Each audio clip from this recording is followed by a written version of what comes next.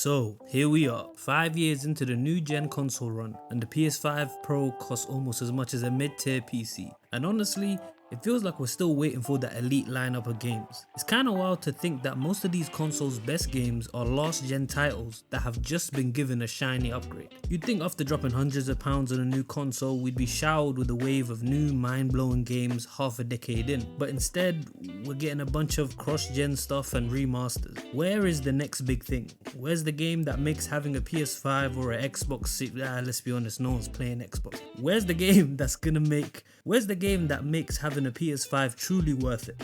Alright, so for some perspective, both the PS3 and PS4 had 7-year lifespans. So we're more than halfway through the PS5's life cycle, and it feels like we're just scraping the surface of what's possible. I feel like we only just started to get some good games for these new gen consoles. Remember how the PS4 and Xbox One started slow but eventually dropped hits like Spider-Man 2018, God of War and Red Dead Redemption 2?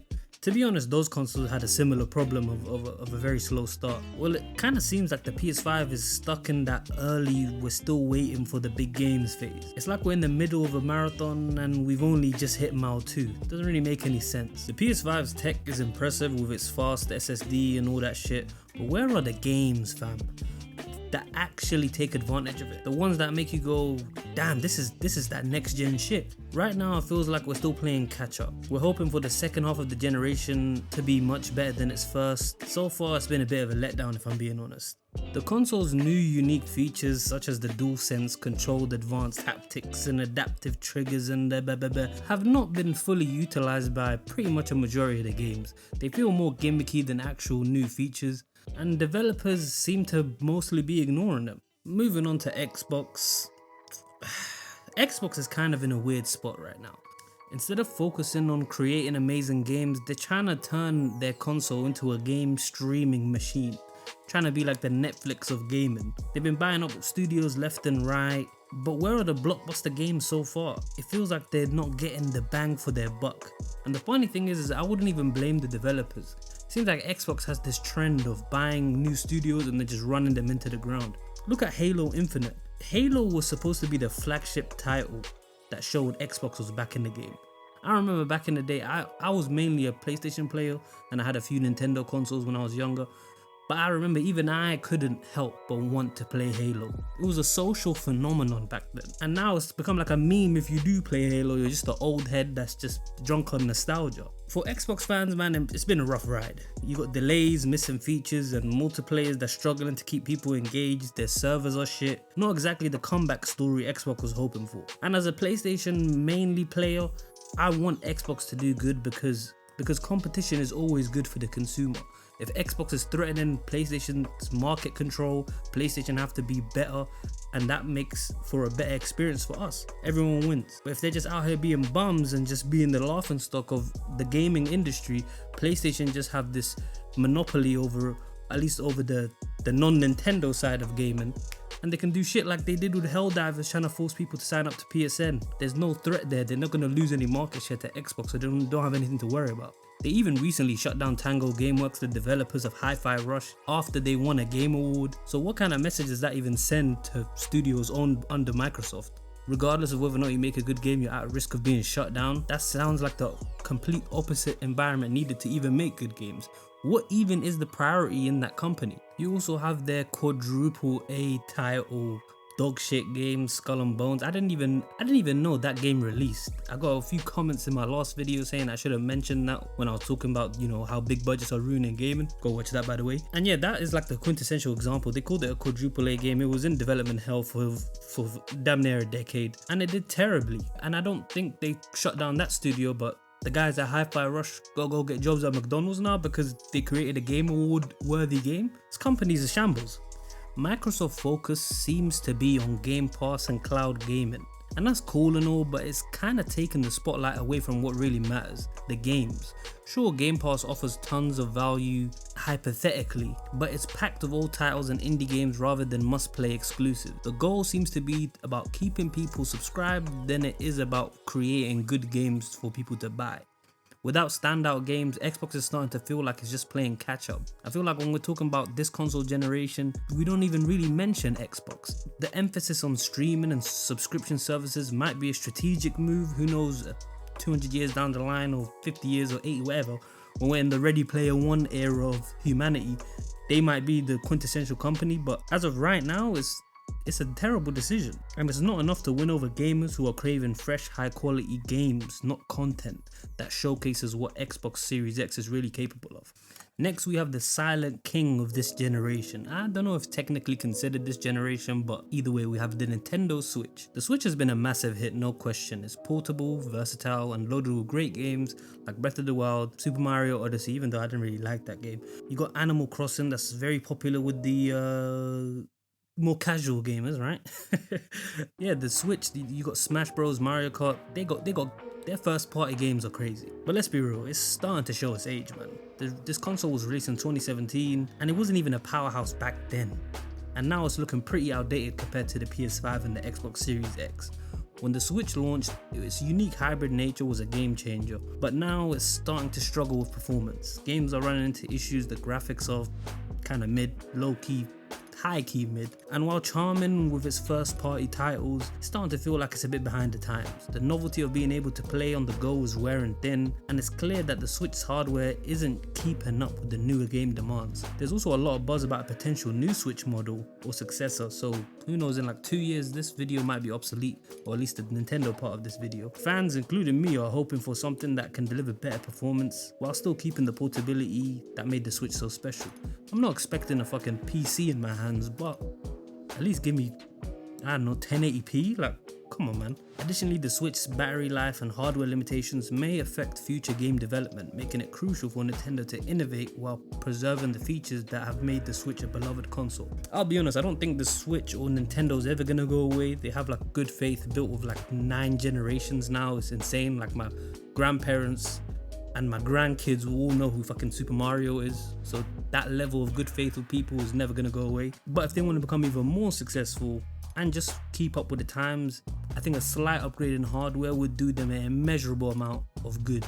They probably will, because Nintendo has their hand on the pulse when it comes to giving gamers what they want, generally speaking, so I'm not too worried about the Nintendo side of gaming personally. If you're enjoying this video, don't forget to like and subscribe. I post a video every week and I'm sure you'll enjoy them too. And yeah, back to the video. Now, to be clear, I'm not just someone with rose tinted goggles that's nostalgic for the previous generation. I'm 25, damn near unk status, so I'm old enough to remember the PS4, PS3 and a bit of the PS2 eras. And I remember during the PS4 and Xbox One era, when they first came out, people were already grumbling about the fact that there was a lack of great games. It wasn't until much later in that cycle that we got the heavy hitters, like I mentioned earlier, like God of War and Spider-Man. So it's not exactly surprising that the PS5 and Xbox Series X are facing similar complaints, but here's a catch.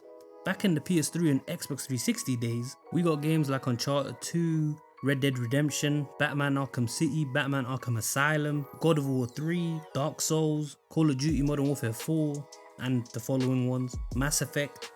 And that's just to name a few, and we got all those games within the first 4 years of those consoles' life cycle. So even though the PS4 and the Xbox One had similar problems to the current gen we're dealing with now, the PS5 and Xbox Series X are even worse in regards to this issue of a lack of games. Part of the issue might be that game development has become way more complex and expensive. Some, like myself, might argue unnecessarily so. But regardless of whether or not it's justified, the budgets have soared and the development times are stretching out. It's no wonder we're seeing more and more delays and less innovation. Games are bigger, but are they really better? Sometimes it feels like we're getting more of the same, just with bigger budgets and more marketing hype. Developers also face increased pressure to balance between meeting player expectations and dealing with money-hungry publishers and investors that just want to monetize the hell out of a game. I see a lot of people villainizing developers, and sure, there are some terrible developers out there, but to be honest, generally speaking, it's the publishers that force all these microtransactions and just these fucking AIDS parts of games that we all hate.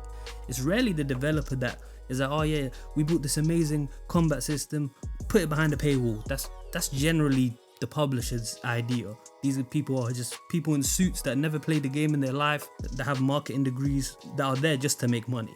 I talked about the big budget problem more in my last video, so check out that if you want to hear my thoughts more in depth and more cohesively thought out than just rambling. The surge in game development budgets is supposed to lead to better games, but sometimes it feels like we're paying more for less. The high costs often result in games that are visually stunning but lack the polish or substance expected from such investment. For example, a game that took almost 3 years after releasing to actually finish, and I've heard is good now, but the point still stands, Cyberpunk 2077, and also Halo Infinite, which I've heard still isn't good. These two games show that even with massive budgets, that doesn't guarantee a smooth launch or a great experience. With these financial pressures, studios might opt for safer, less innovative design to ensure returns, leading to a market where big budgets don't always equate to big results or even groundbreaking gameplay. The focus on larger budgets and extended development times has also led to a shift in the industry's approach to game design. Many studios now prioritize creating expansive open world experiences with the goal of providing players with hundreds of hours of content. I'm sure you've noticed open world games are more popular now than they've ever been. And while this approach can offer value, it often results in a game that feels bloated and repetitive. Instead of focusing on crafting a tight, engaging experiences like a Red Dead Redemption, developers sometimes end up filling their games with repetitive tasks and fetch quests to justify the game's length. Case in point, Assassin's Creed. This trend highlights the need for a renewed focus on quality over quantity. Bigger doesn't always mean better. Ensuring that a game offers a meaningful and engaging experience should always be the priority. It's really not rocket science, but apparently developers, or more specifically publishers, have forgotten this. So, enough complaining. As we look ahead to the remaining years of the PS5 and Xbox Series X or S, I don't know which one's the main one, who cares, is there hope that the industry will overcome its current challenges and deliver the groundbreaking experiences that fans are eagerly awaiting? The transition from one console generation to the next is always a period of adjustment, if we're being honest, and it's not uncommon for the best games to appear much later in the console's life cycle. Although we are halfway through the console's life cycle, so this saying of the games are usually better in the end of the console's life cycle is starting to fall on deaf ears a little bit, at least for me. For Sony, I think the key will be to continue to leverage its strong lineup of first-party studios to deliver must-play exclusives. Forget all this Concord Suicide Squad nonsense. Focus on what works. Studios like Insomniac Games, even though Spider-Man 2 was some mid, Sucker Punch, aka the guys that made Ghost of Tsushima, and Naughty Dog Studios, along with upcoming titles from other studios, will be crucial in defining the PS5's legacy. Also, a few people commented about, all the woke stuff in games, and I do agree there's some ridiculousness out there. I think BlackRock is what it's called, and that shit is AIDS. I hope they stop doing that. That being said, that's nothing new. That's been happening for years now, and I think if you have a strong writing team that's committed to its source material and the game itself, you can try to ignore the influence of, the dark arts, which is what I'll call it for now. I think the challenge for Sony will be maintaining their momentum while avoiding the pitfalls of games that they've already put their money into, like Concord and these other terrible games that they probably have in development. But I think after about 3 or 4 years, Sony will realize what consumers actually want, and after the next few flops come out, I'm hoping that we'll go into a somewhat golden era of Sony gaming again. They probably have the strongest first party studios and titles after Nintendo, so there is potential there. I'm not trying to be all doom and gloom. I'll save that for the next segment. Now, Microsoft on the other hand, I'm gonna be real, bro. If you're a Microsoft fan, I think you're cooked. Big man thing, yeah? It's not looking good, bruv. It's not looking good. It's over, bro. Pack it up. These man don't care about you. That's the difference between Sony and Microsoft. Sony have to care about their gaming division because it makes them so much money. It's basically that and cameras for them. Microsoft is infinitely more successful than Sony. So while gaming is a big part of that, it is nowhere near as important as their PC divisions and their office divisions and all of that shit. I think Microsoft just needs to focus on making some games. Forget all the extraterrestrial, extracurricular bullshit. You don't need a streaming service. Game Pass is an okay service. It shouldn't overshadow the need for compelling exclusive content. The studios that they've acquired have the potential to produce great games. Microsoft's strategy should include not just acquiring these studios and running them into the ground for whatever reason, but actually producing great titles and fostering their growth. A focus on unique experiences rather than just a subscription model will be the key to winning over gamers. We're not in the Ready Player One era of gaming yet.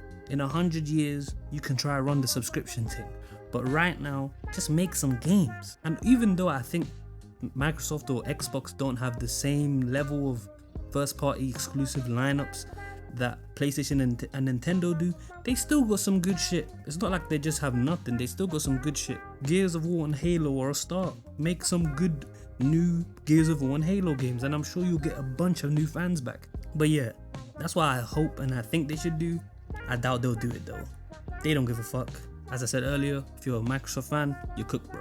For Nintendo, they're cooking right now. All I think Nintendo really need to do is stop suing Power World, make a new console, and they'll be good. Nintendo will be here long after we're all dead. And also make an actual good Pokemon game. Last like 10 have been shit, so make some good Pokemon games, and yeah, that's about it. To be fair, they're doing well. So to conclude it all, while the current state of gaming might seem underwhelming, which it is, I do think there is potential for improvement. I'm not a doomer. The industry's focus on bigger budgets and more features has sometimes led to lackluster results, but that doesn't mean there's room for innovation and growth.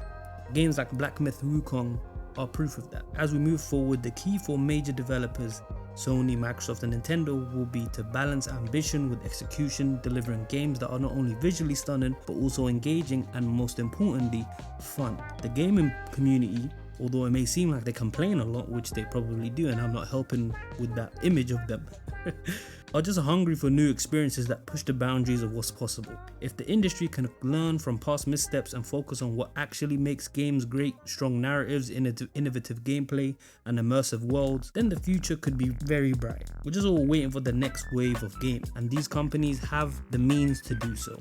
So do so.